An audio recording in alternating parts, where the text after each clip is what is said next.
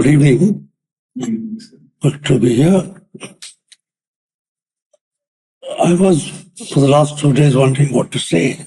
I didn't know what the audience would be. I didn't realize there'd be so many academics. But I thought I'll speak on two things which put this book and its author in context. Beginning with what we face today and the paucity of writing on cinema in general, and writing in cinema on regional cinema and other issues in the English language in particular, which is an issue of journalism. The second was the fact that because of technology, most of us can now access even good cinema across the globe on YouTube, and that brings into our hands tools which were not available when I began writing on cinema, which was in 1970 or something, more than half a century ago.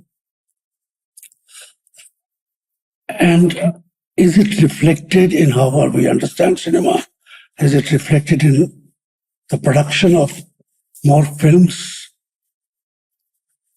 So let me first focus on the first one, which I think not many people want to talk about, which is the paucity of good writing on cinema in all its aspects, in particularly the English language, in India, on Indian cinema.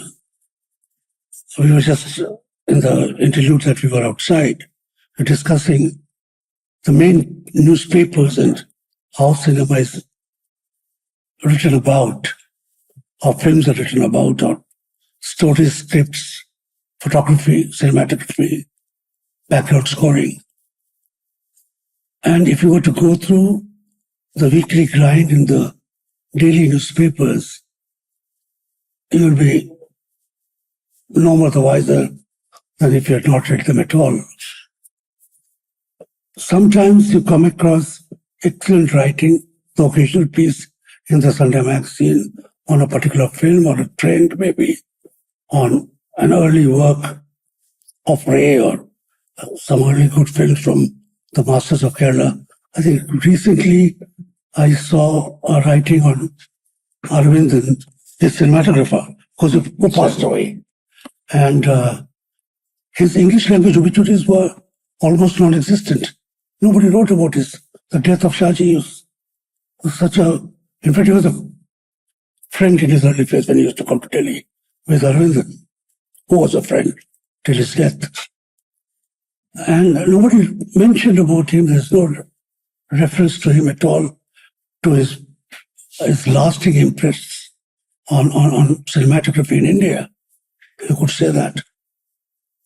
So this is alarming. It's more alarming because, as I said, today we have tools at our hands. You can teach yourself how to write on cinema. If somebody mentions your film, you can Google it and see it. And see, because of that, connections that come in, you can see a whole range of films if you spend a night on that instead of OTT, watching other films. The writing on cinema in popular newspapers and magazines, there are hardly any left now. In cinema, this will, I think, impact illiteracy on cinema in the coming generation and lead to a situation where maybe other than OTT, nobody would be talking of cinema and nobody would be talking of that.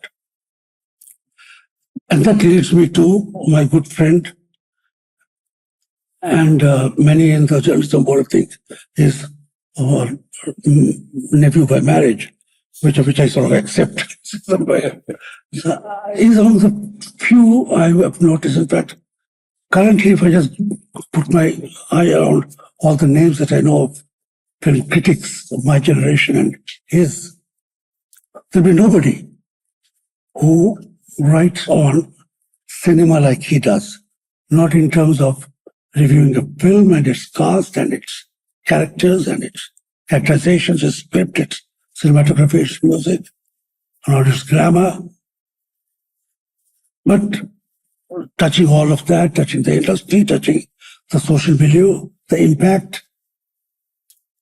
And then he goes about something that film critics now have stopped doing. He writes books about them, and I think his 2 books that I have read or gone through, because books on cinema, you need to go through them more than once, are path-breaking, if I may say so.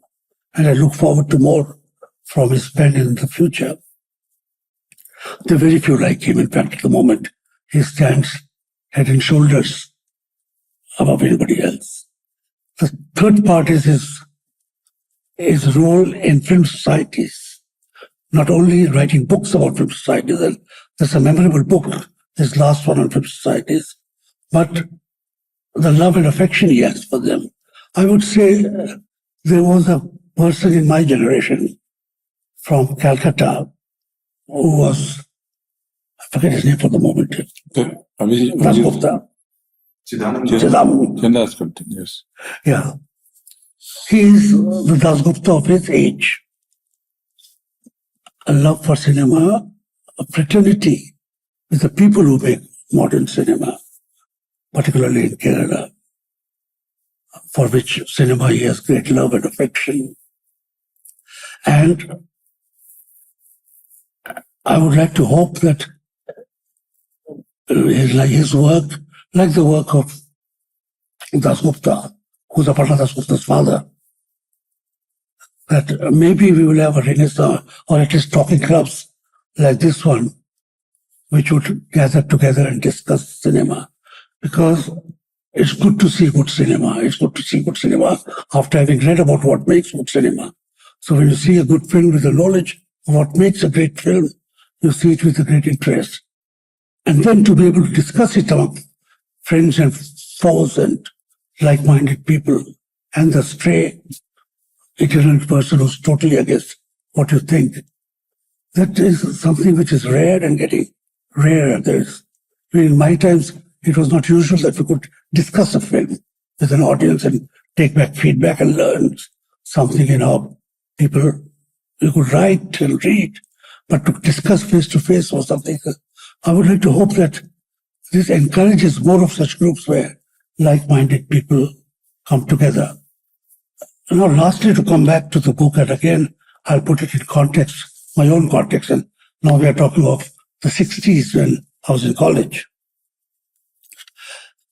There was no noon cinema in India, but there was a morning cinema. There was a Sunday morning cinema. So film studios or cinemas, the film theaters, and Kashmiri Gate would be Ritz, would be Minerva, then would be Plaza, would be Rivoli. 4 or 5 these things had films in the morning on Sundays. Usually English films, but sometimes dubbed films, Italian films. Most of them dubbed into English, quite obviously. And a lot of people, students, others, would come and watch some great cinema in the morning shows there. So there was a morning cinema in Delhi which introduced generations of people to cinema, because at 12 o'clock you would have the run-of-the-mill Bombay cinema. And the morning cinema, therefore, gave an opportunity to be able to see films. It introduced you to a new world, which at least goaded people like me to start to read a few books, get a few thesauruses and Oxford companions to cinema, and be able to understand films as you went along seeing them. And I think his narrative and narration of how noon films in Kerala lived with, encouraged, and formed quite a wholesome loop with films themselves, the filmmakers, with the societies, and the viewing public. That has been able to condense it into a book, which is quite a readable book as go, because a very readable part of it is also, if not biographies, introductions to some of the greats of our contemporary, now unfortunately dying, so it's no longer contemporary, Malayalam greats, many of whom he has known personally, and some of whom have been his friends. A few of them have been my friends. And I think that's a great thing to be able to say, that in a lifetime, we have been able to know, see, discuss with, and be benefited by some really great filmmakers and great cinema. And that he produces it for wider dissemination through his books makes V.K. Cherian deserving of a gratitude. Thank you.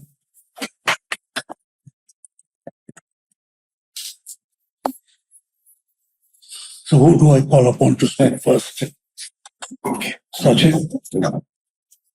Thank you. Congratulations. Sachin teaches at Dayal College. Yeah. Teaches English. And the point is, the English departments have changed from the earlier times to what we may call as cultural studies department. And thereby, we do have some exposure to films and cinemas in an academic setting.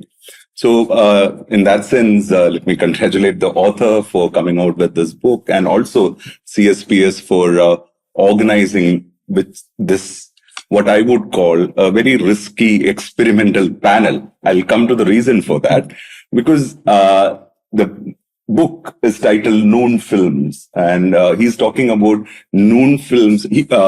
Right, just now, Sri John talked about morning films. Now, noon films in the 70s and 80s in Kerala had a certain understanding, but by a certain accident, both of us, both the panelists, are people of the 90s. And there, this noon films has a totally different meaning, which would mean that, maybe you're referring to soft porn movies.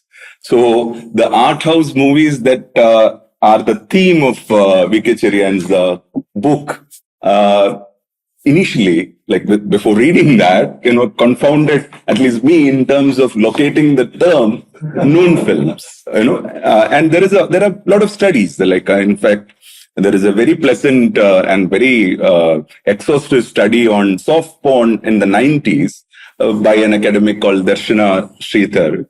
It's called Rated A, Soft Porn and Desire in Malayalam movies of the 90s. So the scholarship that we have here is very inviting and very experimental in terms of, asking 90s onward people to take a look and be the discussants of the book. So I start with that, but at the same time, in the times that we live in, we are living in the times of films like Chava, which are propagandist and which are tailor-made with a certain kind of imposed narrativity. Now, the movies that that are the basis of Cherian's book is they are of a different kind. They are many a times non-narrative. They are not only worried about having a certain packaged narrative into it. They are experimental in terms of the craft.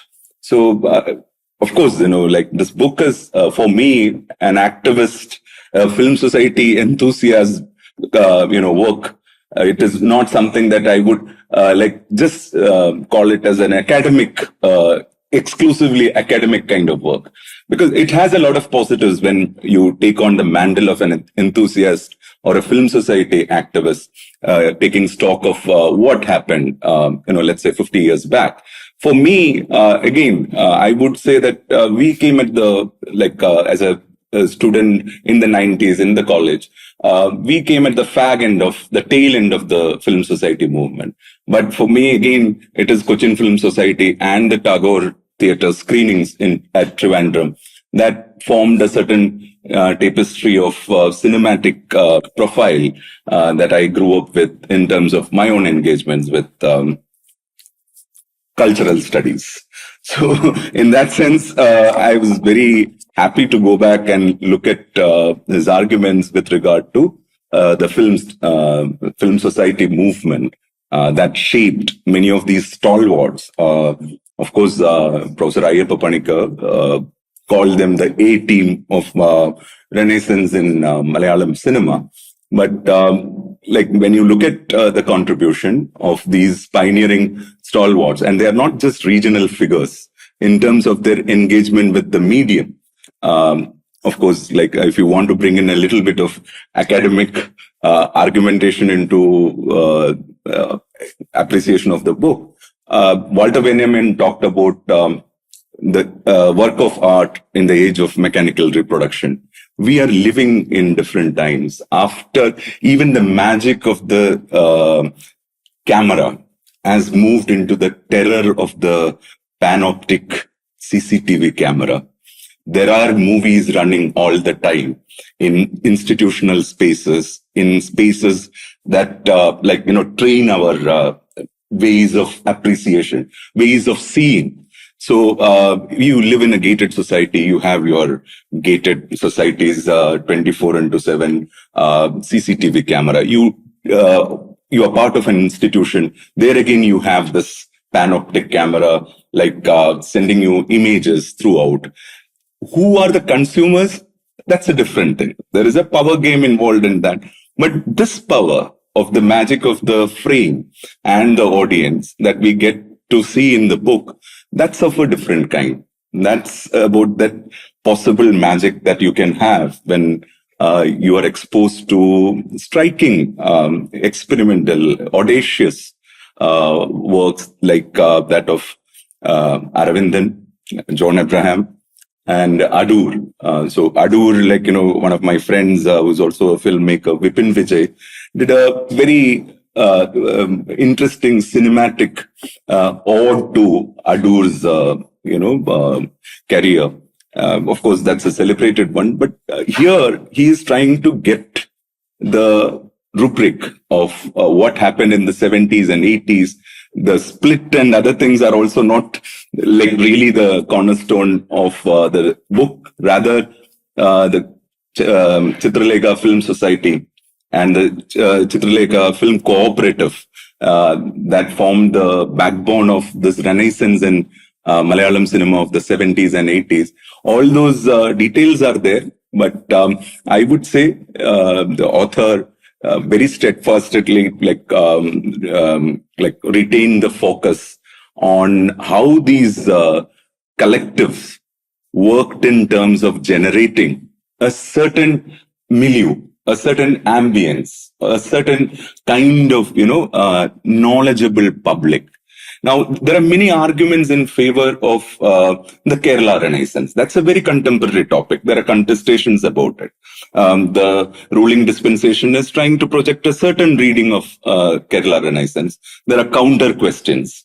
So when I was going through the book, I thought, there were at least two areas that could have generated more interesting analysis of, because when we spoke, Sri Cherian told me, you have to also tell me about the shortcomings that you, these are not shortcomings, but I would rather say ways of looking at it slightly differently.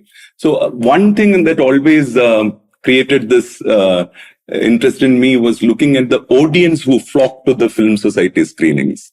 Most of the screenings in the earlier times, as you rightly recall, it also had these noon, 12 o'clock kind of timing. Who could get to there, those places? Maybe very few women, even in Kerala or anywhere.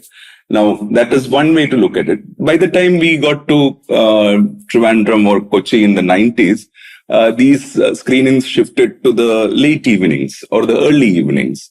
So one excuse that I had at my home to stay back in my hostel was that, okay, CFS screenings are happening. So today, I won't return to my village, which is 25 kilometers away from Cochin city. So all these things, but there we could get, in the 90s, there were more women, I would say. Even in the collectives, many times these questions of gender and also the question of caste in terms of looking at how these aspects also played while these new practices emerged. I'm not saying that, people consciously tried to brush aside or brush under the carpet these questions, but there is a certain way in which these questions are missing. So maybe one way to look at the film society movements and the evaluation of the contribution of the Renaissance people involved in a certain kind of, cultural expression in Kerala in the 70s, 80s, and the early 90s would also be to ask these questions and spin off, try to find out, what would be our reading, possible readings into what emerged as detailed in the book. So that way, I found the book generating a lot of interest. It did take me back to my college days as far as the film society thing was concerned. Of course, I got to Delhi in 2000. And after coming to Delhi, that entire film society fever, maybe, by 2000s, this fever was over or it was not there in Delhi. We couldn't find that kind of enthusiasm or that kind of collective articulation of a spirit that is very much there in the book. From JNU, we, of course, went to the film festival screenings. From JNU, we went to the all these embassies and cultural centers screenings, but it never had that kind of significance. I would rather say, maybe because of our own changed priorities and all. But I would still say what I witnessed, and I've also worked at this kind of a collective space in Chandigarh. For almost 4 years. There was this great film society enthusiast, maybe Sri Cherian would be knowing him, Chetan, who was part of the Bombay film societies, and then he got back to Chandigarh. So he ran a Chandigarh film society. So I was there for almost in the vacations only, but almost 2 months and traveling quite regularly to Chandigarh. So I was also involved with, the only other film society that I worked with after coming out of Kerala was Chandigarh Film Society, not a Delhi Film Society.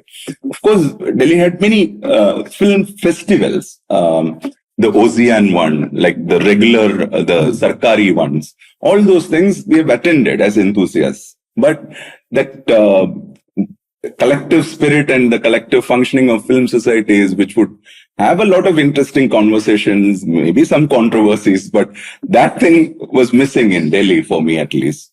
But I would definitely, consider this book as a valuable addition to the scholarship that we have in terms of film appreciation, film, it can't be the same as that of what is pushed at us, like that of, let's say, a Chava, or the attempt to have something in the pipeline with the name Operation Sindoor. The way the agencies try to monetize every little nuance. These are, this book is about more intimate, more introspective thinking about films. I think, there is a relevance for that kind of thinking. We need to definitely parse the CCTV images that are continuously there. And that has maybe, in a certain sense, taken the fear out of, or the magic out of the people in terms of engaging with the camera. You have your 40 seconds. I am not very sure about it. I've never made a reel. This is an admission, very, maybe, problematic admission, but maybe they say that it's a 40-second thing that you call a reel. Maybe there are shorter reels as well, but all these things are there. So when you are saturated with the visual in the way in which we experience now, what is the significance of coming out and continuing with the engagement with something like film society movement? Now, there are many things that we can talk about, like among the chapters also, you have something on John Abraham. His idea of Odessa is, in fact, when you look at it, is copied even now. There are many short productions that are taking on something like crowdfunding to produce movies, to move out of the clasp and the grip of the industry.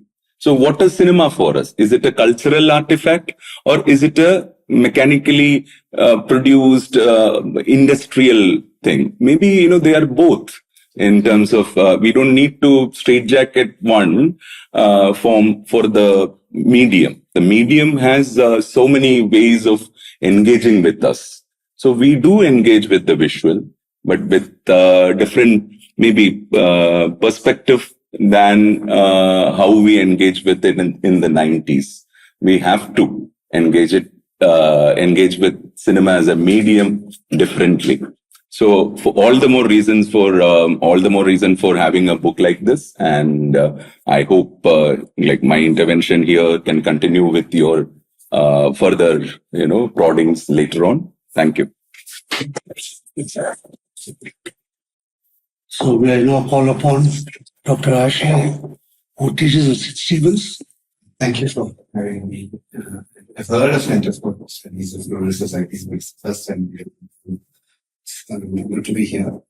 A couple of things, about the book's importance. I think, as Sachin rightly pointed out, it's a film enthusiast, film society activist kind of work, which is, which documents a lot of things, and there's a lot of stuff that one wouldn't otherwise see. I mean, I've also worked, my thesis is on Kerala from 67 to 75, and there were things I couldn't find. So I know there is a lot of archival work that has gone into it. Some of the movies, for example, John Abraham's one still, which I just couldn't find, unless it is surfaced online somewhere later. So it puts together two things. One is the film society movement on the one hand, and also this, the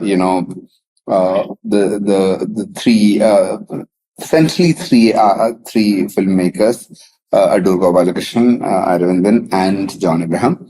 But also there's a chapter on M.T. Vasudevan Nair, who is not usually thought of as part of it. So putting together these people is a very interesting exercise, and that there's a lot of, like I said, materials and all of that. So in some sense, it documents a moment in Kerala's history, filmmaking, film viewing, and so on and so forth. That's a very salutary thing to do.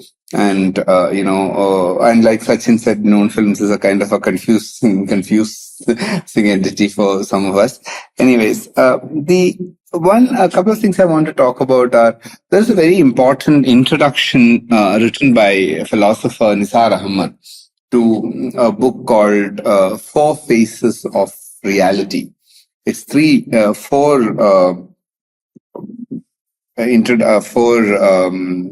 screenplays. Aditi, the guest, Aurora, someone, and who haven't died yet. And there was one more, I forget the fourth. And then he categorizes Malayalam movies into three. And one, he says, some are theme-centered. And the second are, masala-centered or intoxication, lahiri kendriga. He says, it's kind of, centered around these, giving some kind of interest, excitement to people. Third are composition-centered, right? So theme-centered is, the Kerala culture is very literary in many ways. If you look at Kerala's culture in some interesting ways, it's, everything has a certain literary angle to it because of library movement, which he mentions in the book also. Not in this way, but talks about the library movement and how it comes up over. And if you look at, it's the most important singer, Yeshudas. I mean, Yeshudas is the only singer who sings with different kinds of voices and, to capture, a mood. Because Saigal doesn't sing, Mohammed Rafi doesn't sing like that, Kishore Kumar doesn't sing like that. So there's a certain way in which, there's a literary tendency that comes up. So, and that's very central to Malayalam movies also, because if you look at all the important films that came up, which is mentioned in the book, Neelakuil, which is the first major national breakthrough for Malayalam movies, which is written by a writer, Uru wrote it, and then directed by another lyricist and writer, poet, right? And then the next big leap is 1965, Shemi, which is Thagai's novel adapted. One other breakthrough movie, also again in the 60s, is called Bhargavi Nilayam by Bashir. Which is the ghost story, but very interesting, very, very nuanced, very different in some ways. So you see, and there is a whole lot, a way in which the most important writers are also the most important content providers for Malayalam movies. So theme-centered is very essentially there, and Empty belongs to that tradition, that template, that lineage. Right. And then there's always masala stuff that's happening. That starts coming up in the 60s, with what T.K. Ramachandran has called the division between what is popular and what is people's. Right. So what happens is that what is for when Kerala People's Art Club, which is the Kerala version of IPTA, when they were all coming up, the whole thing is people's and popular is the same. Right? Now, late 60s, early 70s onwards, you see a complete break between the popular and the people's. Right? And which is mentioned here in terms of the, Avalode Ravugal, her nights in this book, which one might have, questions about that, the reading of Mr. Cherian. So, the third is composition centered, right? You think about, we are making a movie and the language of the movie. How do we tell the story, right? It's not like people had completely abandoned writers, right? If you look at Adur Gopalakrishnan, Madhulagal is the stories provided by Bashir, right? Again, the Vithayan is by Sakriya, another writer. But the way in which the movie is made changes, right? The whole the whole orientation, the whole attempt changes, because there is a certain way in which the auteur, as they call it in film studies today, is now looking at how are we telling the story. And this comes from the film society kind of culture. And film society culture, film institute kind of training, and this whole bunch of people who are looking for the new things. And it's not just happening in films. It's happening in poetry. Ayyappa Panikar, who coined this A-team, is central, and Kerala Kavita is central to this. So poetry recitation, poetry reading, a small community of people. So one of the interesting things that's happening around the 60s, late 60s, early 70s is that there is a kind of popular that's coming up, which is, Prem Nazir and a whole bunch of them. And it's becoming very powerful. But at the same time, there is a kind of a small group of youngsters who want a change in sensibility and who are working on it, right? So they are in films, they are translating, for example, Waiting for Godot and movies like that, plays like that.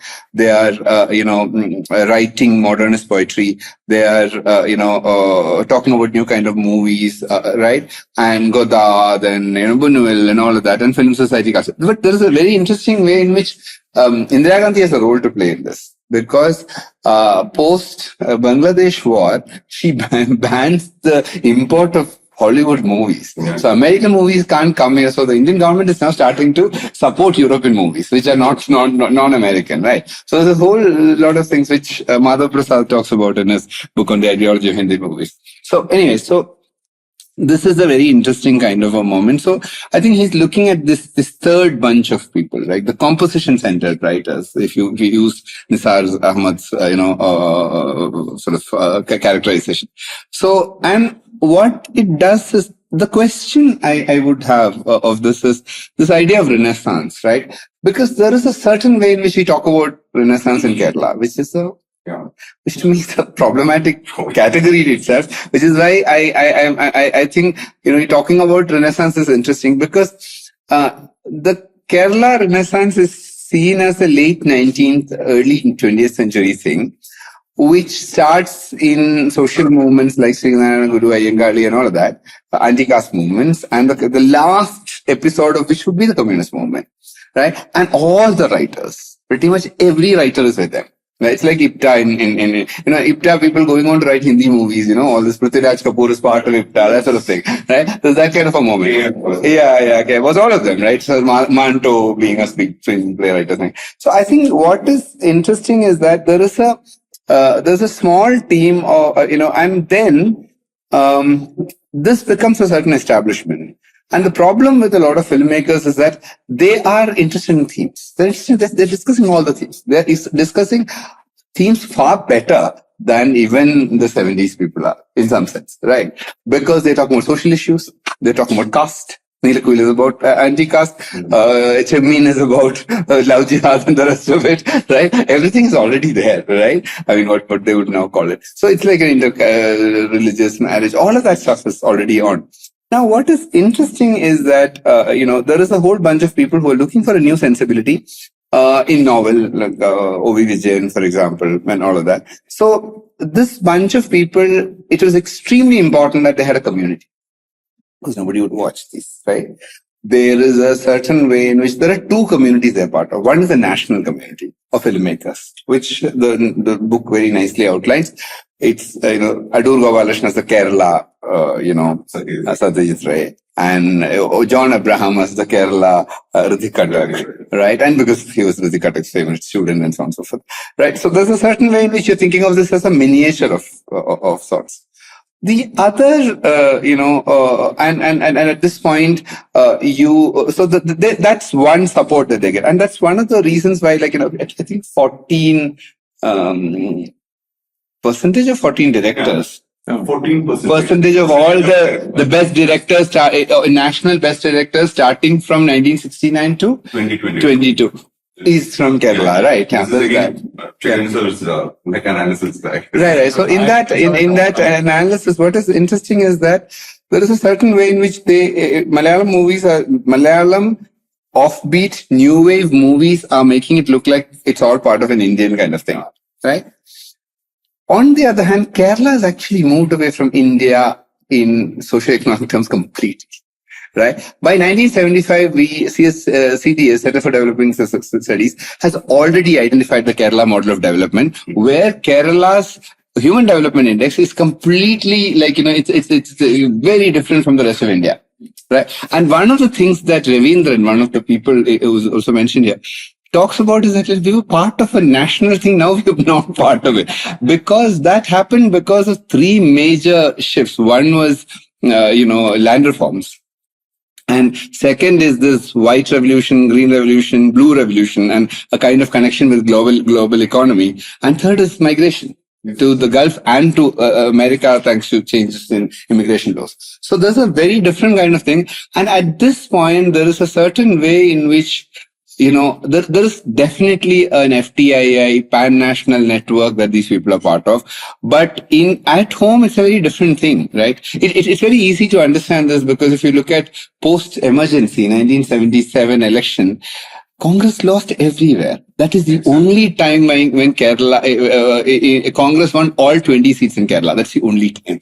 Right? The national story is not reflected at all, right? That has not happened after that, and I don't think that will ever happen again. So there's a certain way in which this bunch of youngsters had a certain influence of student movements. That's very clearly seen in John Abraham and all of that. There is a certain kind of anxiety of the feudal class and the old people, and then the way things are changing, which is Kodiyattam Gopi asks famously, he sees some bus runs past, and then it kind of completely, splashes dirty, muddy water on him, and he's looking at it and says, "What a speed! What speed? How fast did that go?" Because he's like that kind of thing. So at some point, the new student movement, these complicated socio-economic factors and techno-economic factors, and this whole, need to come up with something new, and the filmmakers with a certain training, with a certain sensibility, youngsters with a certain kind of political understanding, needed not just a language of talking about films, they also needed the audience, right? It's like poetry recitation, you don't need people to read it, you need people to listen to it, because it's a way of, it's a performance, it's a way in which you will sit around, you will create a community. Right. And that, and later, very interestingly, many of these filmmakers went on to work with the stars. right? Adur has cast Mammootty in 3 of his films. Then John Abraham died in an accident, so they didn't. But they all became part of a certain kind of thing. And then Mammootty and Mohanlal, these are the biggest stars in Kerala. They are like always trying to work with these figures.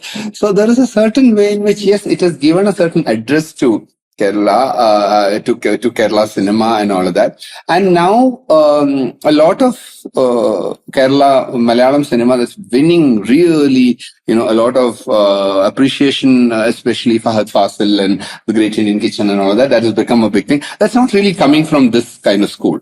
It has a certain aspect in the sense that they're very attentive to movie making. For example, in a way, MT never was. MT starts looking, and I really liked you brought in Nirmalyam there, because Nirmalyam is one place when MT is figuring out that, I can't just tell a story. I'm not writing a novel, right? I don't need just dialogues. I need some work with camera, and he directs that movie, right? So there is a certain way in which this conversation is happening. So I think what is interesting is that we can understand this can be a beginning point. It's something good to start on, to start studying Kerala in a certain way, cinema in a certain way, the idea of national cinema in a certain way.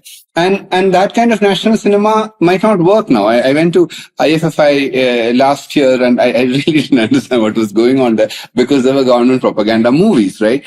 Earlier, you would have movies that might not have made sense, but that wouldn't be government propaganda in a film festival. So the kind of takeover is happening. So at that point, it's very important to mark, document, and talk about a bunch of people who had a certain governmental training, but who were capable of creating communities outside all these available things. The micro communities, the counter communities, the counter culture of that kind. That's very interesting. And that's what I'm saying. A lot of times, a lot of our filmmakers have gone back to Adur and Aravindan and all of that. Fundamentally also because they were talking about the making of the movie, right? And interestingly, now yesterday I was watching some reel, like unlike Sachin, I watched these. And I was watching a reel, and then it said, it's not, this movie was nice, but it would have been great 10 years ago. It's not one of those making movies. Making movies. What it means is, the making is very good. I haven't understood what this is, right? What do you mean by the making is good? Do you mean, so then they start talking about, your background score. I freaked out. One movie, that is terrible to me.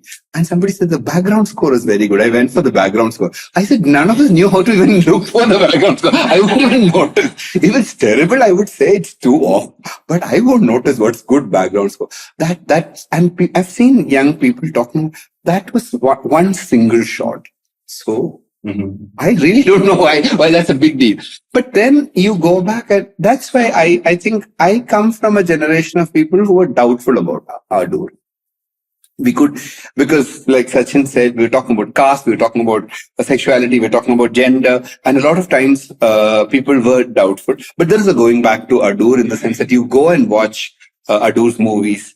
Then you suddenly see Mangada Ravi Verma, this magician called Mangada. You're like, what is he doing, right? Because the camera is like that. So there is a certain way in which this coming back of the making movies, it's like in the 70s, they talk about maiden. That's a maiden. That's a maiden means made in China, made in Switzerland, made in Japan. That's what it's called, a maiden. So now there's a making that has come up, which is quite interesting, which is paying attention to composition, which is paying attention to, you would watch a movie for the way a song is shot. I don't know. I wouldn't, right? I would watch it for the story, right? So there is a certain way in which then these new makers are now inventing their predecessors in 70s, offbeat movies in certain interesting ways. Not in the same model, because we are not watching movies together. That's done, right? Collective watching of movies is done. I mean, we can be nostalgic about it. Kerala is a great place for all kinds of nostalgia. We start with Onam nostalgia, then the left nostalgia of the 40s, then the next nostalgia of the 70s, then the film nostalgia of the 1990s, which we were all part of, right? So because of that, these things work, right? But the fact of the matter is, people don't watch movies together anymore.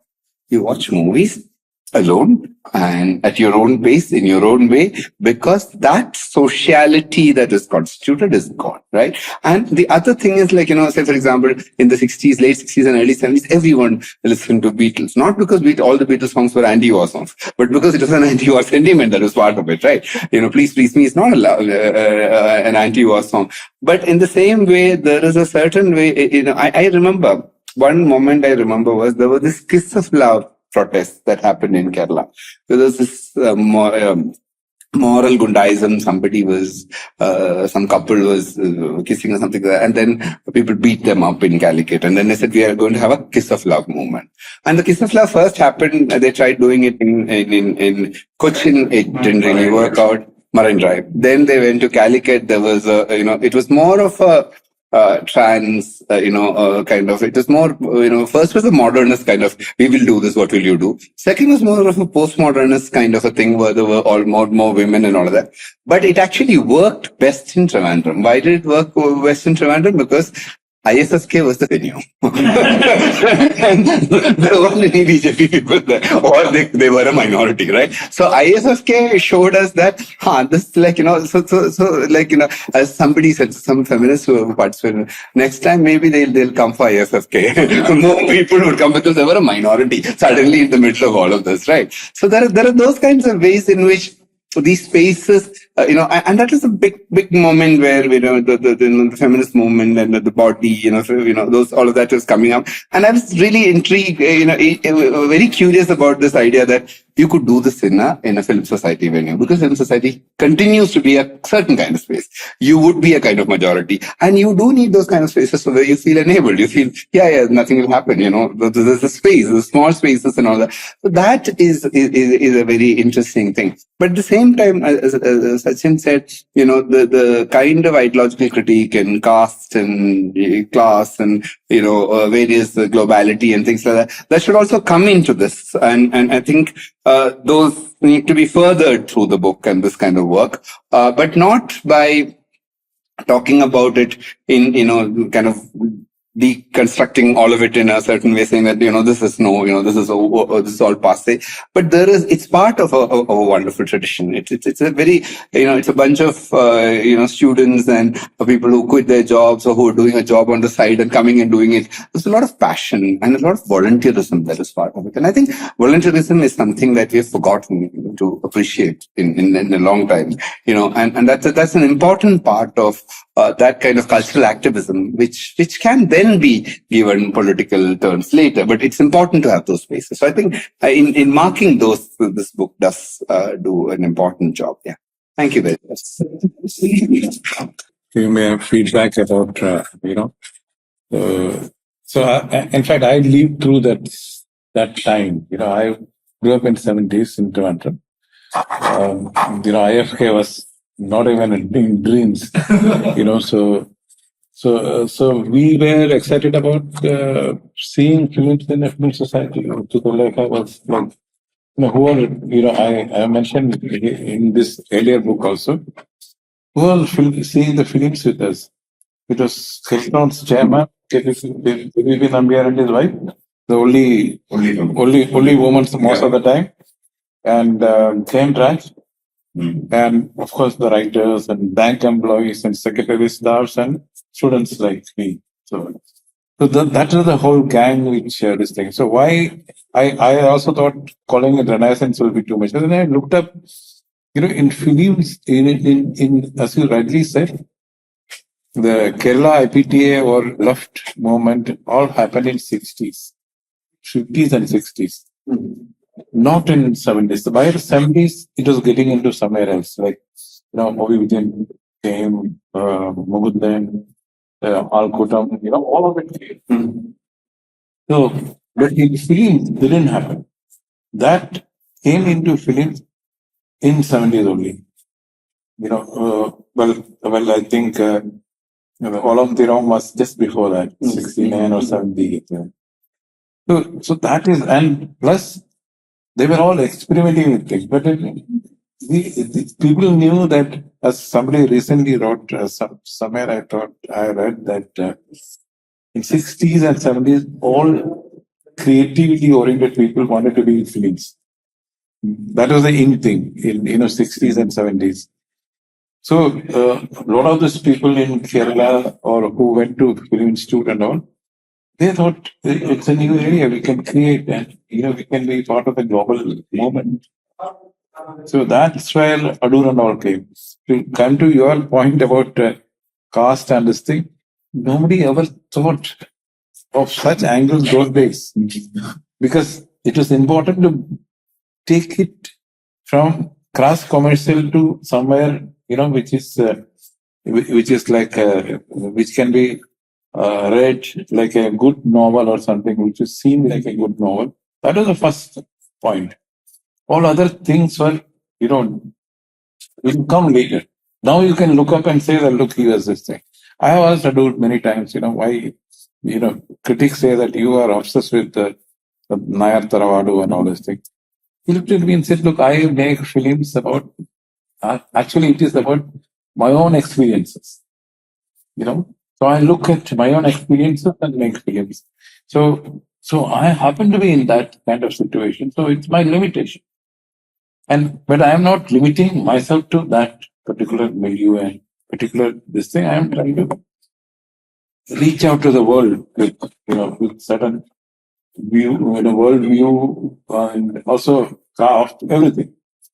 So they were the ones who are trying it in a very systematic, trained way. They knew what was method and how to arrive it.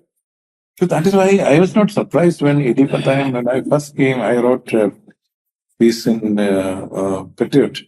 Mr. Goyal told me to write, and I was, it was shocking those days.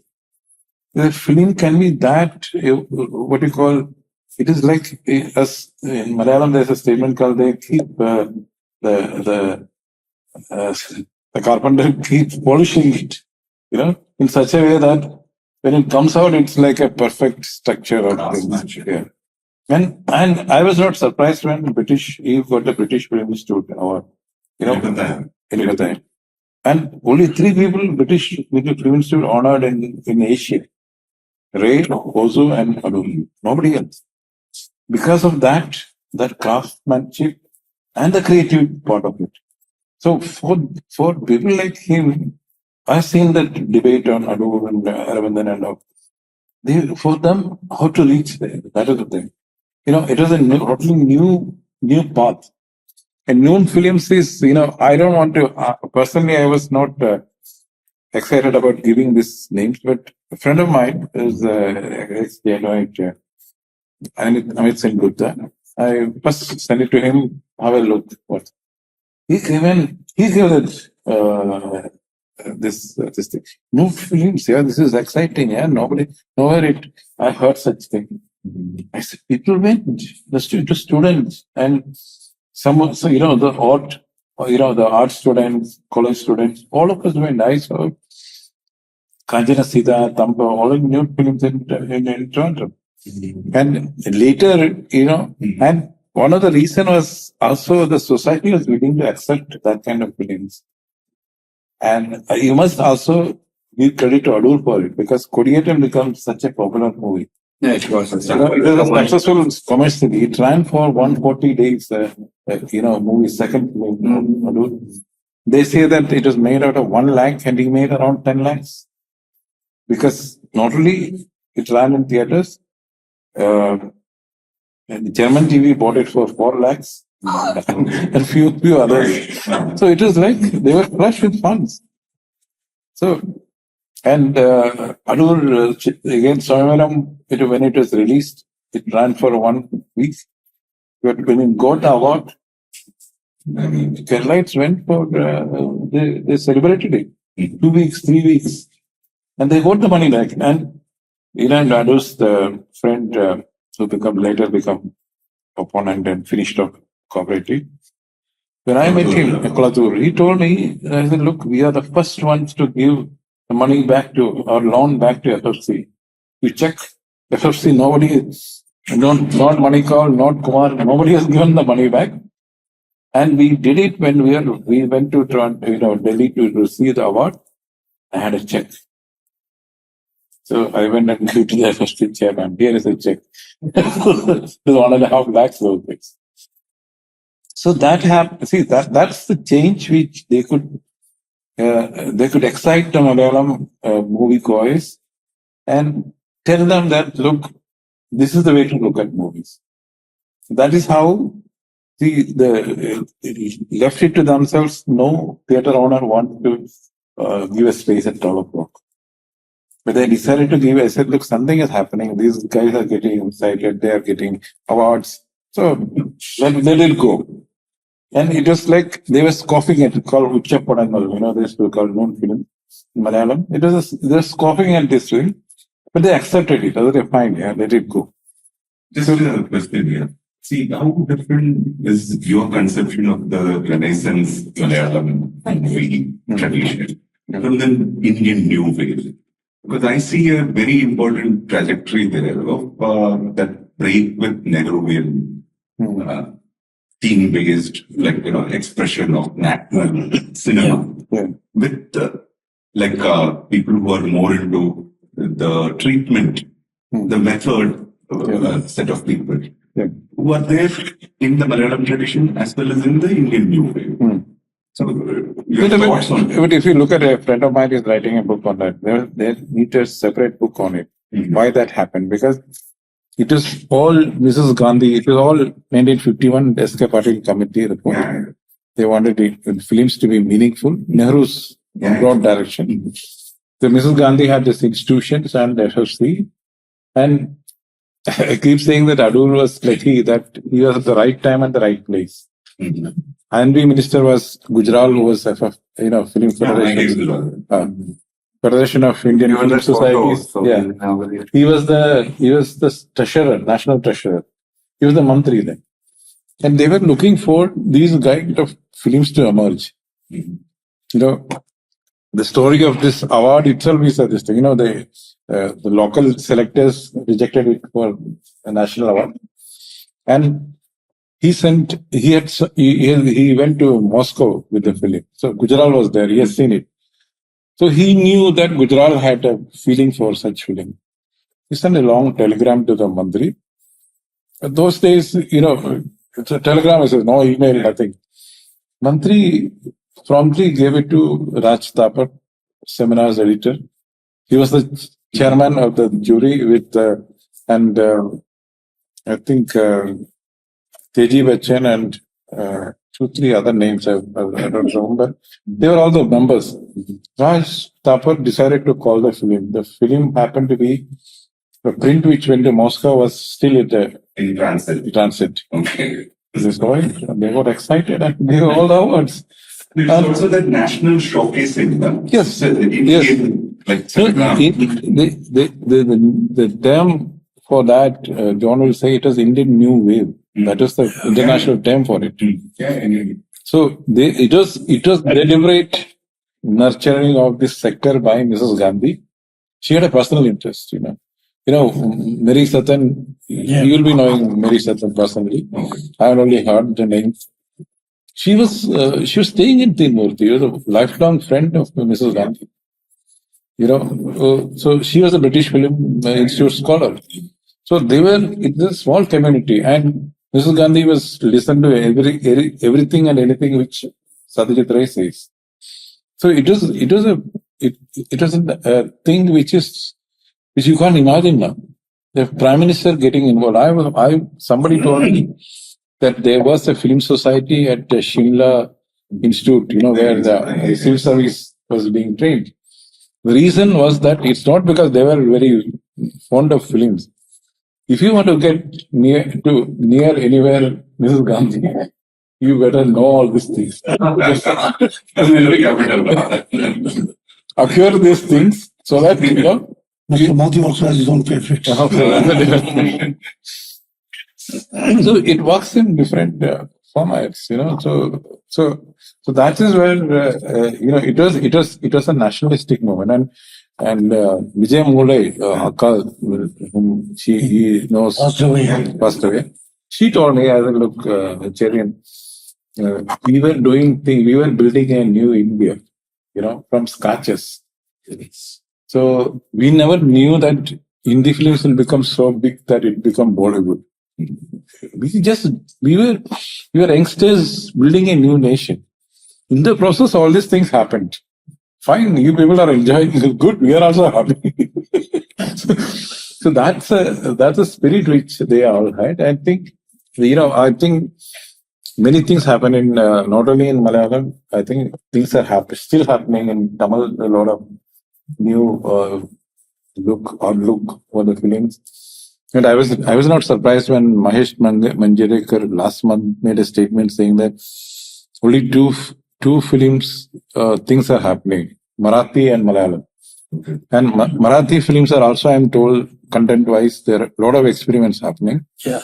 Very strong theatre tradition there. Yeah. Yeah. So was Kannada, but some of the Kannada. New way. Yeah. Most of the actors came from the Marathi theatre. Marathi theatre, yes. So I think, of course, with the support of OTT and all, there is a strong Hindi, that kind of genre of movies are being made. And of course, that's not being celebrated the way it was celebrated earlier. There's no Manikal or a Kumar family, in the scene. Hindi filmmaking has lost out of the industry. I think we should because more or less because platforms survive with content and viewership. But film-wise, other things are more interesting. And those of course, SRFTI or FTI people from the Northeast experimenting with the medium. All those things are happening, but not in the central India. I can be very. But think of Payal Kapadia's. Where would you place Wasipur? Yes. Wasipur or like the medium, the platform makes it different. I guess of course these people like Anurag Kashyap said that he's moving away from Bollywood, Mumbai, and there are many things there. But he said I'm going to the south.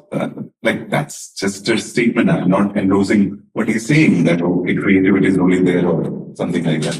But there is a problem. There is a certain kind of normativization happening in Bollywood, which is not so restrictive in many other cultural spaces, I would say.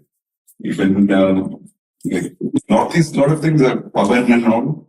Pavan has a very interesting engagement with the media. So is Assam, some of them youngsters, and this Khasi film. He got Moscow award at this time. So there is it's there, but it's all happening. Why societies are not there, right? In Kerala there are some experiments, still ongoing experiments. They have their screening film festival, alternate festival, not just the IFFK. There are people making, still trying to get crowdfunding, crowdfunded movies, but those are of all kinds. I'm not just saying that, so only of a certain time. Maybe other places, but Central India, I'm not very sure. The way the Payal Kapadia film, it can be Hindi, Malayalam and all, but which he was celebrated, that was a strong reminder that is still there. Okay. It is there. It's up to you to recognize it, celebrate it. It's your choice. Earlier the state patronized it. Now there is no state patronage. That's the difference. State patronization is, in fact, double now, triple. To the propaganda. Yeah. Apart from that, you have the film city in Noida. You're going to have a film city in Greater Noida. Yes. Which is going to be 10 times Bombay size, they say. So billions of rupees are going into the sector, but not into cinema, into the sector. I think the author and the interlocutors are open to be challenged by the audience. This way. Get off. So I was, I have been a very big fan of Mammootty and Mohanlal both, and but I was not knowing anything about the book, and and it has been very interesting to know about it here.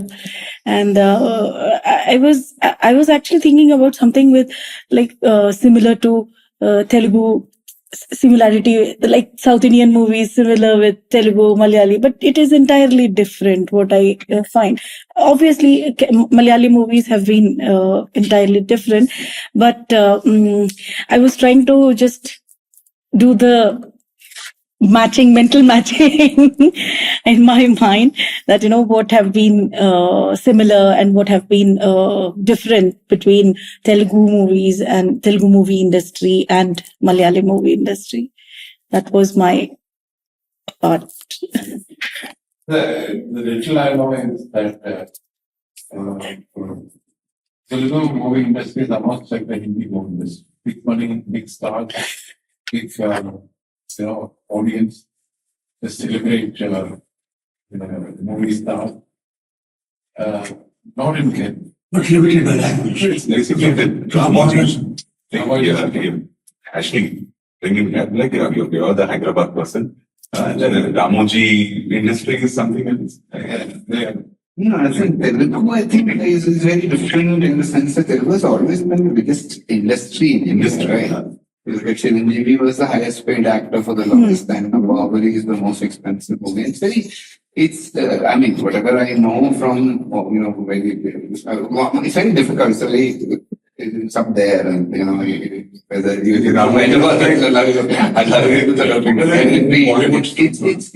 Telugu. Actually, if you look at South Indian movies, I think Telugu is bigger than Bollywood. Bollywood is a it's a pan-Indian thing only in the 1990s. I think we used to have dubbed Hindi movies. I've seen Maine Pyar Kiya in Malayalam dubbing in theatre. Right? Actually, the first big star that way is Shah Rukh Khan. It's 1995. Before that, you didn't have Hindi that way. And also with the Indian diaspora and either already going out or already out or going out, they were all thinking of Shah Rukh Khan as that kind of thing. Till then, we didn't have, Maine Pyar Kiya was before Aap Ke Mon, that was the biggest hit, right? That was all dubbed, right? And so Telugu, Andhra Pradesh has a lot of theatres, and the payment and all of that. I think Chiranjeevi almost took double Amitabh Bachchan's payment for the longest time. Now look at Bahubali and all. So it's a very, every state, and Tamil Nadu was very powerful because we also had in Kerala, we had in Calicut, I come from north of Kerala, where you had one theatre set aside for Tamil. Not one for Hindi. There was one for English, but not one for Hindi. Hindi might, there would be Malayalam, but one. So Tamil was very powerful, and Madras was the center of Kerala, Malayalam, and Tamil movies. Malayalam cinema went to it went to. It actually, Mammootty took it back to Cochin, basically, much later. So, recently, right? Not before that. Because we were all talking about Madras, right? So, the only film development centers not there. Yeah. All the workers are happening. All their address was then. I remember I was a very big film enthusiast to the point that I had all film magazines, and all of them, sometimes people would ask for their addresses, and all addresses were in Madras. Nobody was in Kerala. They had addresses. So the interesting thing is, I think Kannada is not really that big, powerful as an industry. I don't know what is going on there. There were good filmmakers and all of that, but not in terms of an industry, one to know. Telugu and Kerala, there's very, very little give and take. Now what has happened is a lot of Malayalam movies are remade in Telugu, but a lot of, and we remade in a completely different way. The scale is very different.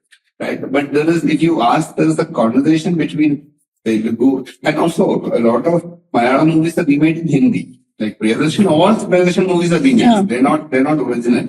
They're all Malayalam remakes. And before that, he used to get English movies in Malayalam. Now he's making Malayalam movies in Hindi. Right? Last 20 years, that's what he's doing. So there is no, to say there's a South Indian kind of movie would be wrong, because other than Tamil, Malayalam, I don't think Kannada also. I think once in a while you would have some actors acting in some movies. That apart, a clear, cross-fertilization in terms of trans-dubbing and, like story exchange. No, that doesn't happen. So, yeah, that's what I largely would say. And Telugu movies have been infamous for, completely crazy kind of making, very Salman Khanish kind of movie. All the time. No, the main material is always Rajnikant. If you go for Telugu movies, you would realize there's a different thing. Rajnikant also, because Hindi movies started looking at madrasas of South India. The whole two states battle. Otherwise, Cherian is more powerful than Rajnikant. But because of the way Shah Rukh Khan picked up Rajnikant and that Chennai was all that, then it became something else. Everyone talks about it, but it's normal. But dubbing has popularized answer films in North India. Okay.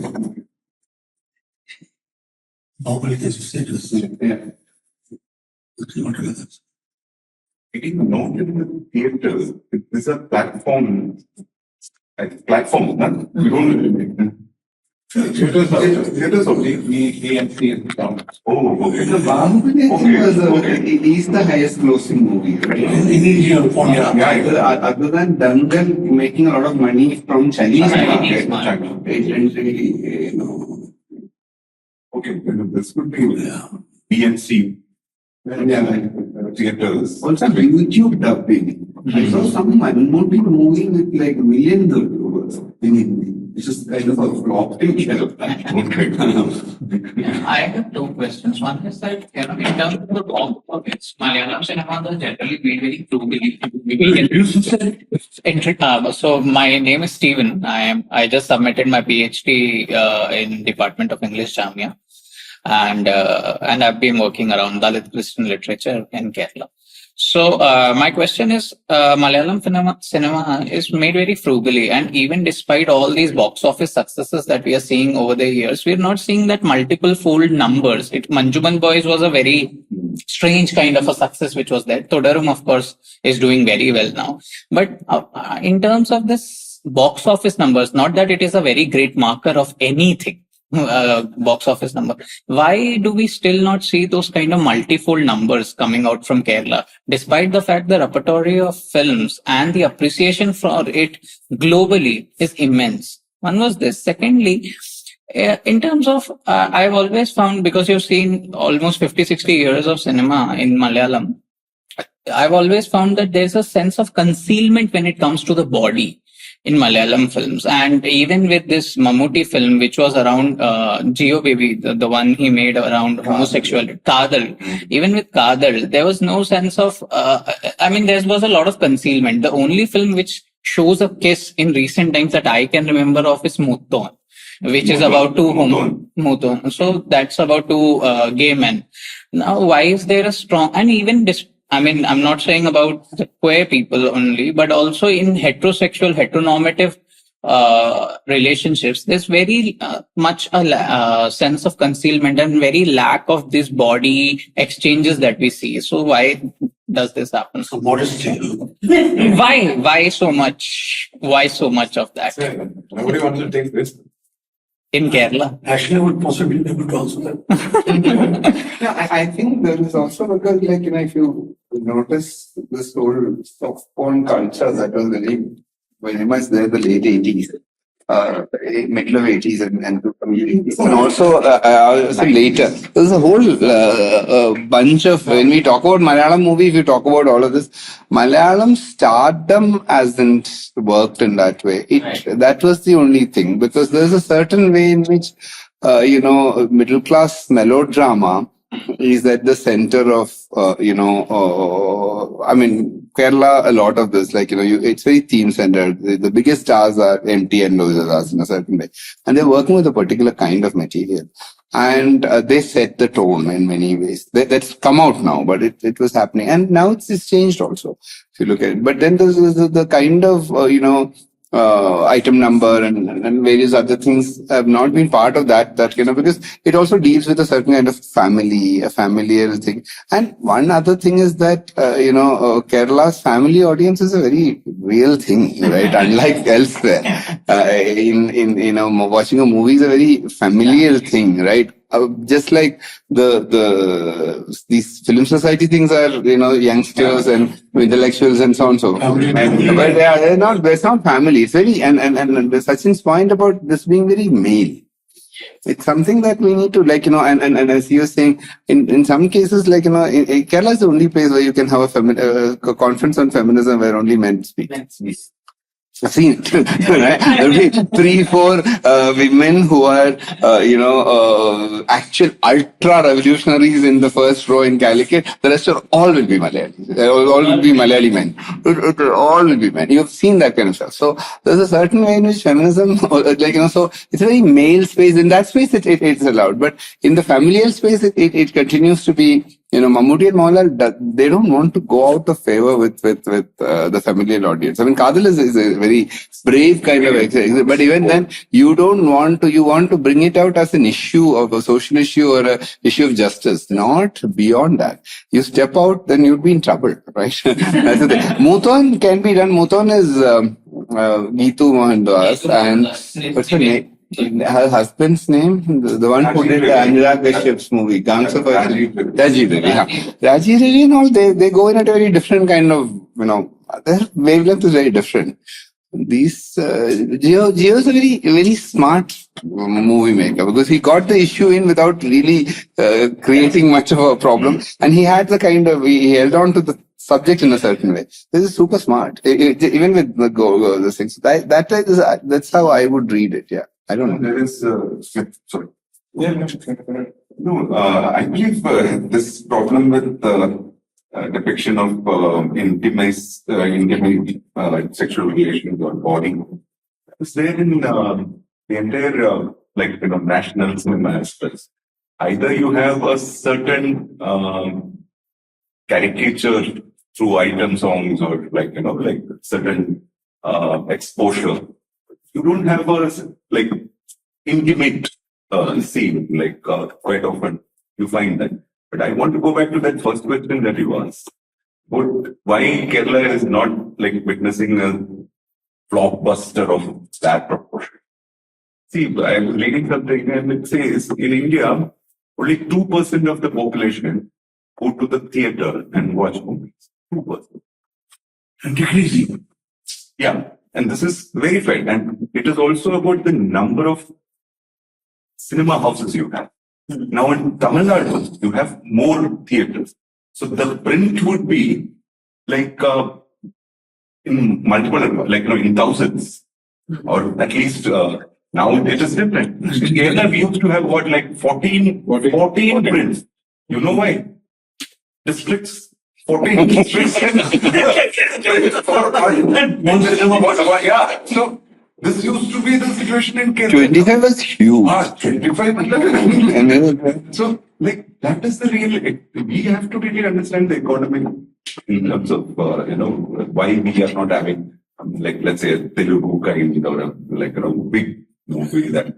Even Thudarum and all, they're talking about 100 crores, 200 crores, but we are 200 crores. But here it would be, you can't think in terms of Bahubali. I think Ravan, that Shah Rukh Khan's movie was released in 1400 sectors. No, you see the number is changing. Another statistics I heard is that in Kerala has a population of 3.5 crores, supposed to be. Maybe increased or decreased. If a movie is seen by 3 lakh people, they get the money back. 5 lakh, it's a success. These are absolutely. So think of the percentage. How many? The scale difference. No, and also, I think Kerala movies are now losing it in terms of Empuran's budget, if they're true. It's completely crazy, because I mean, it didn't bomb because of various other things. If it had bombed, it's like Marakar and some of these, I can understand they're trying to get more money. They're also spending more money and making a big thing out of it. I haven't understood why that's a big thing. Like They talk about 120 crores. 600 crores, like 60 crores. 90 for Marakar and this is 120. 120. So that is like you need to have Which is still a lot of money, no? Yeah, a lot of money. I don't even know why they spend like a lot of money. I wrote an article saying that if you want to look at Pan India, you can't place it somewhere. I was generally responding on this idea with Anu talking. It's the Hindi films. They don't place it anywhere, any state or any place. Like a Pathan movie. Okay. You see, the Pathan actually, it's a Pathan. There's no Pathan in there. It's a name given by a lady who, because this man saved a village in Afghanistan. So see the way they place it. So first, I also thought, why is Shah Rukh Khan himself is a Pathan? So maybe so Empuran, what they did is that they put it in Kerala. I wrote my analysis is simple. MLA from Hilly district of Kerala can never do by any count. You can't have that mental thing to do a mafia work in Kerala. And not only that, he's talking one-on-one with MI6. I said, look, this can only be imagined by Malus. You have to, if you are going pan India, you need to think pan India. Yeah. You can be in Kerala and still be pan India. Right? But you need to think pan India. What is the sensibilities of which hold this country together? If you don't understand that, it's not just Gujarat rights or anything. Yes, we are all against what happened there and all. It's condemnable. But if you without knowing that there is a system, there is a government here will take on you if you talk about it. That's what happened. So you have to, once you get out of any cultural or ethnic space in India, even like Bengali films that create, Rajit Ray was made only one Hindi film. Because he said, look, I don't want to go out because I don't understand. If you're, serious filmmakers are creating, they're sculpting time, in a way, with human people and the period. So if they don't understand the nuances, so how can you do it? I have a question for you about KG George.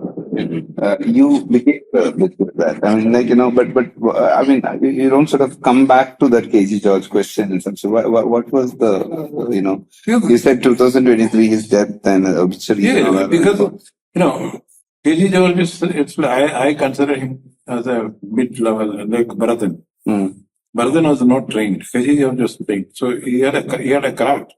But what is he doing? I'll equate as a creative person, he's almost like C.L. Jose. Look at the content of his films. It's like it's a evolved or more exposed C.L. Jose. The theater person. So he doesn't add anything to the creative this thing. He's a good craftsman. Give him a subject, he'll make a good film out of it. I'll say I'll equate him with Shambhaliga. Give him a good script, he'll make a good film out of it. But can you take it as a great creative work? I don't know. Which film will you say that it's a real creative, what do you call, creative experiment? No, my question was like in the scheme of things. That's sort of, Because- you start because- with that in the, Because people are,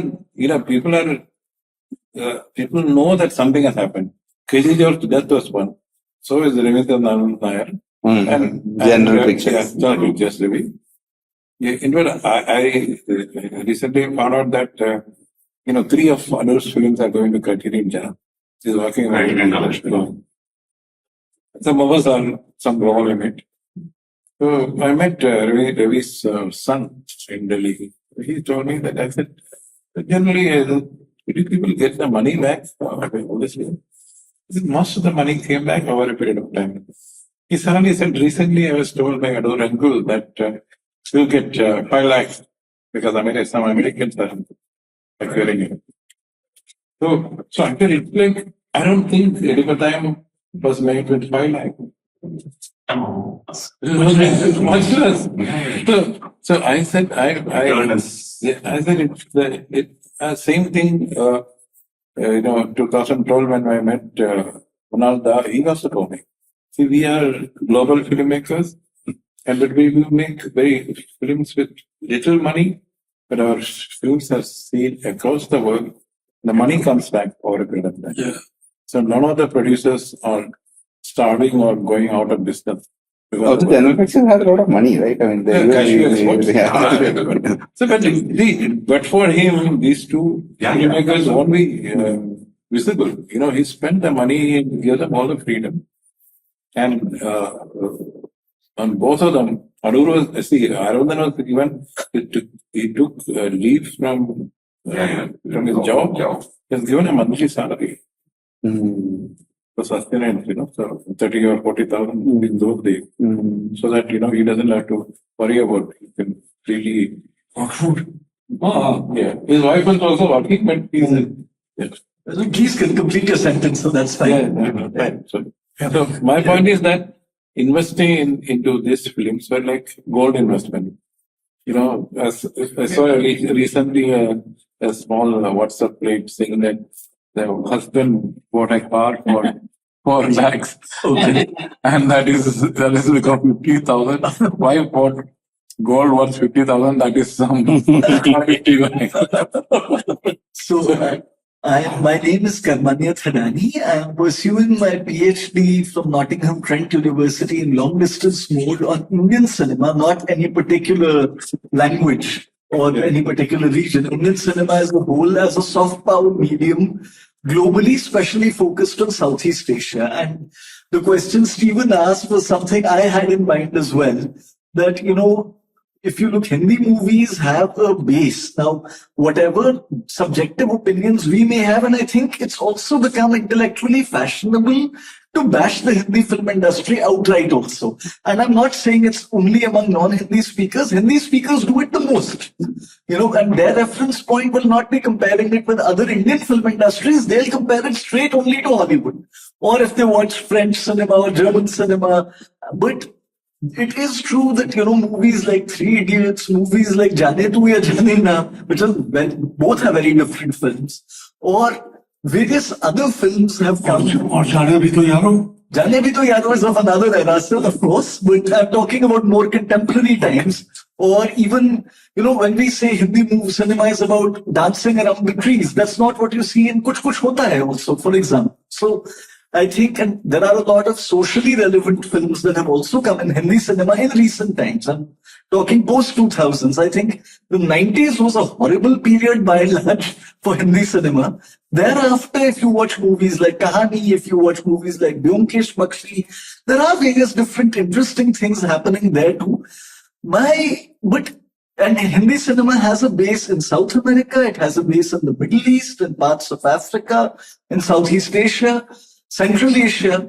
Similarly, Tamil cinema has a huge reach among ethnic Malay people, among people who are not, I'm not talking about South Asian origin people. Of course, Indians, Pakistanis, they will watch Indian cinema, but you see Tamil cinema having that reach. Telugu cinema, I'm not talking only about Bahubali, but even otherwise, and I have it's absolutely correct what you said. So Telugu cinema has become popular in Hindi dubbed versions to some extent, and I've watched a lot of that. So initially I had the impression that ma'am had that South Indian cinema is like this. Later I learned that, okay, Malayalam cinema, Tamil cinema through OTT exposure, etc. is very different. But it is true that Tamil cinema and Telugu cinema, if you're talking of the South Indian industries, have made a dent not only in India as a whole to some extent, but even internationally among non-Indian people, which Malayalam cinema, despite being appreciated by art connoisseurs, has not. Maybe it's because of the lack of melodramatic stardom, as you pointed out, sir. But my larger question in this is that, the pressure that the film industries across India are feeling, the way FTI was sought to be hijacked, the way the censor board has been hijacked, right? I know about that one controversy about that Gujarat riots film, etc. The BJP is actually making inroads in Kerala. And I did watch a movie on the 1971 war, a Malayalam movie. It was dubbed in Hindi. I don't remember that. Which one is it? Major Ravi with Kirti Chakra. Yeah, one observation I had, perhaps. I did see subtle undercurrents of, not deliberate perhaps it's completely internal, subconscious. For example, there is a reference to a Rajput Muslim guy in the Pakistani army. Now, that Rajput Muslim guy, his reference point of being ethical is Rajput valor coming from his Hindu ancestry, but it's not coming from anything in Islam. Whereas the Hindu side invokes Hinduism for their goodness. Similarly, in that movie, you see that Malayali hero, who is an Indian army guy, there's a Muslim gentleman in Rajasthan, he is doing namaz for India's victory in the war. And he says, Sarhad pe, I watched the Hindi dubbed version, so I'm saying that, something like Sarhad ya Seema ke paas rehne se ye deshbhakt ban gaye. Now, why can a Muslim not be a deshbhakt if he is far away? Why is his geographical proximity to the border a benchmark that, because he's facing Pakistani shelling, maybe that's why he's a patriot. So I found these undercurrents very problematic in different ways. So I was wondering now with the BJP's growing influence in Kerala, is that reflecting in the cinema there as well or not? I have no clue. I may have seen around 10 movies, Malayalam movies, not more than that. I have no knowledge, I confess. So if there's any insight on that, you could provide. You're the best friend. The greatest BJP influence is in the Kerala church. I'm aware of that. I'm aware of that. And by the way, John Dayal sir, I've read a lot of your articles and other things. I'm very familiar with your body of work. So, The Kerala story. See, I think Kerala films, if you look at it, like, from the BJP might have grown in electorally in Kerala, Yes. but culturally, no, they've actually lost. Right. Because, there was a time when there was this idea in the late 80s and early 90s, there's a whole body of work which was talking about a kind of upper caste nostalgia. And at that point, it's like Sikhs in Delhi. Muslims were the middle class in Kerala, so there's a certain way in which there is this Gulf money was villainized. Okay. But now Gulf money is not villainized anymore. Yeah. To the point that if you look at one of the biggest, because it's completely changed, right? If you just usually look at Mohanlal, right? Yeah.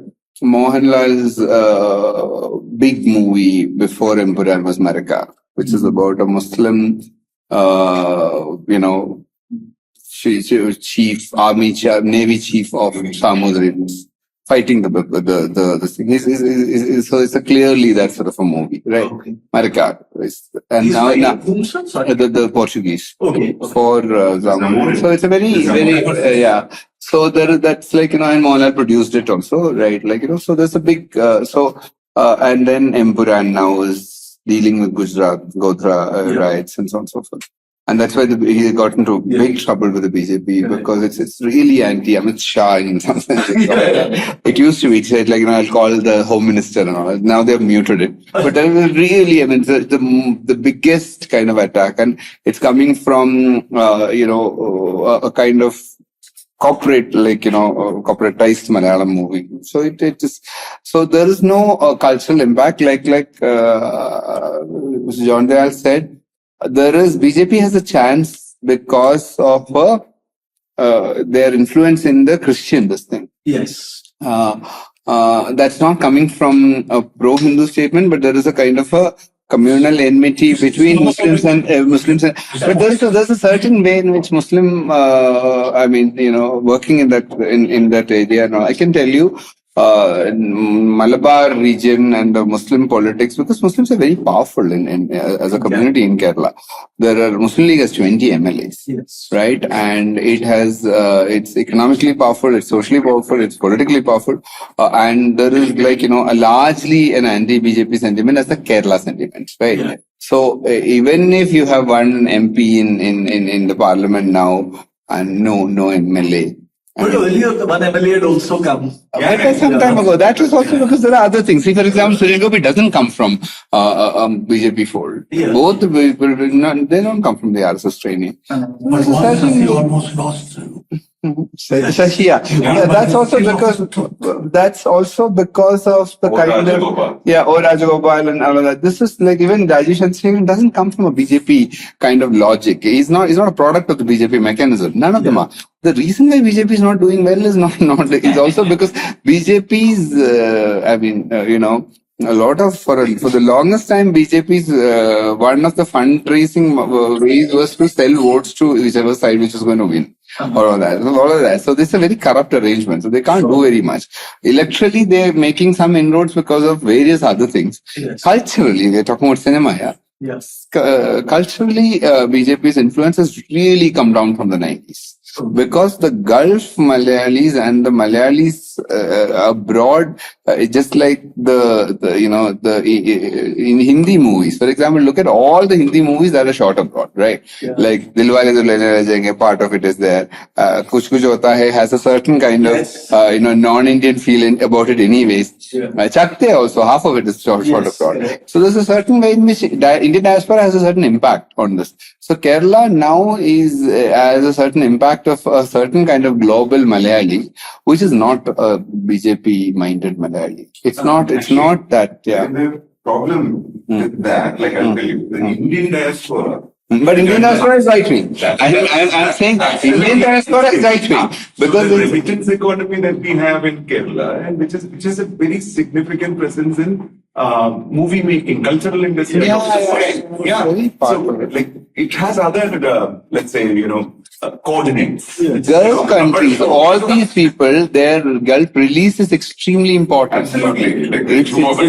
You talk about all these big things. One of the major markets is the Gulf market. And not just Gulf market economically, but also the way in which the Gulf Malayali earlier, when we were growing up, Gulf people were nourished and they were not really nice. Now, everyone wants to go abroad. Everyone wants to get out of Kerala. So there's that. Yeah. So I think the kind of inroads, you're talking about one Major Ravi movies. Major Ravi, but that's one of those. See, for example, look at Kerala Story. Yeah. Kerala Story, championed even by the Prime Minister, is an anti-Kerala story. I mean, you want to talk about whatever you talk about it, but you don't, if you are politically somewhere wise, you would never call it Kerala Story. Because it antagonizes an entire people. Whether they are Hindu, Muslim, Christian, you have antagonized them already. Yes. So there's a certain way in which BJP steps are really missteps because they're antagonizing a people, a nationality, a regionality, a subnationality in a way they can't handle. Yeah. Right. So, and that is really responded to because I don't think there is a certain kind of, championing of a BJP cause that happens. Yeah. Very good to know. Yeah. So the problem is that, the problem with the Kerala people is that, I mean, all three communities are quite powerful, right? We're talking about 27% Muslims and 19% Christians. So put together, almost 50% is, and if you look at the left and all that, there is no way BJP can do anything very much there for a while, The population arithmetic and, is against them.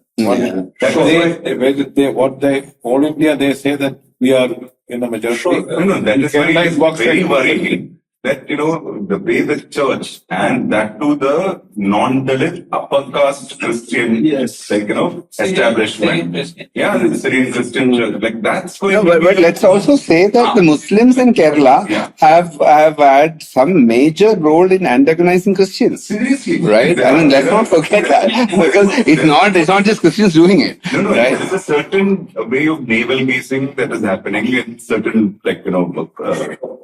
regional spaces, I would even say, which is antagonizing. We all understand that process. No.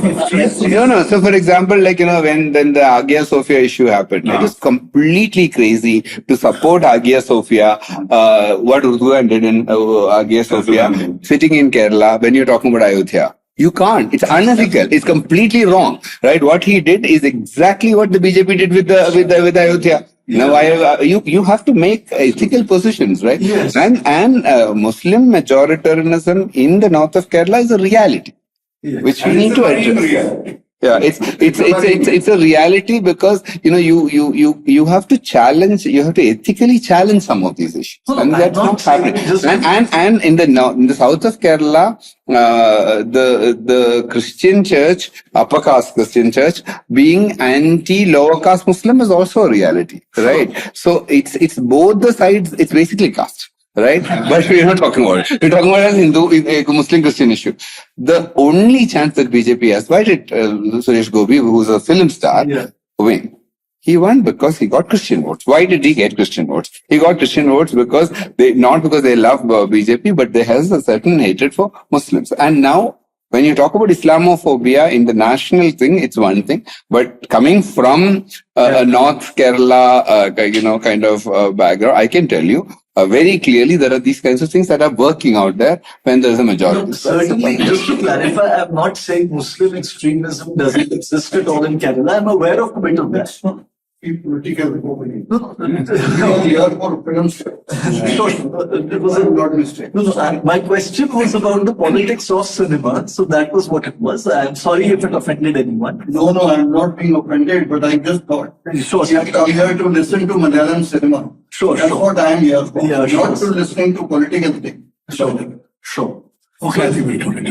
Anyway, we have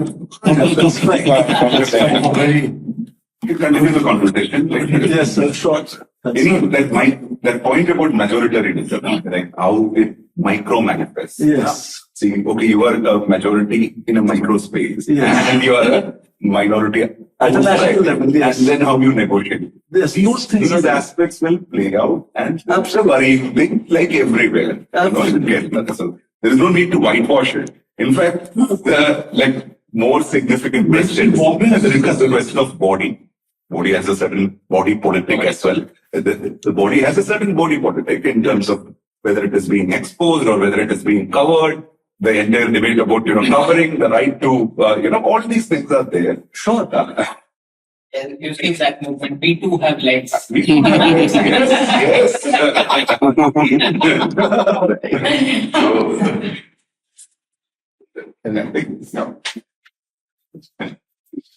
No, I just want to say that politics does figure in cinema. Yes. Not to say it doesn't. And communalism. Yes. Well, commercial films dominate. Yes. Right from, what should I say, from the 50s. Correct. Or even the late 40s.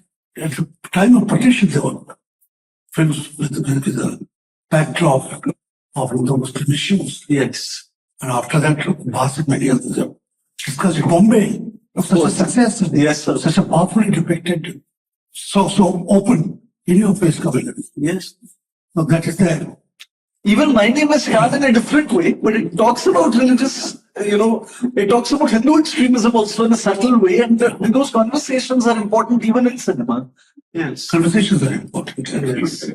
And so is the analysis of the political economy of Indian cinema. Absolutely, so why not?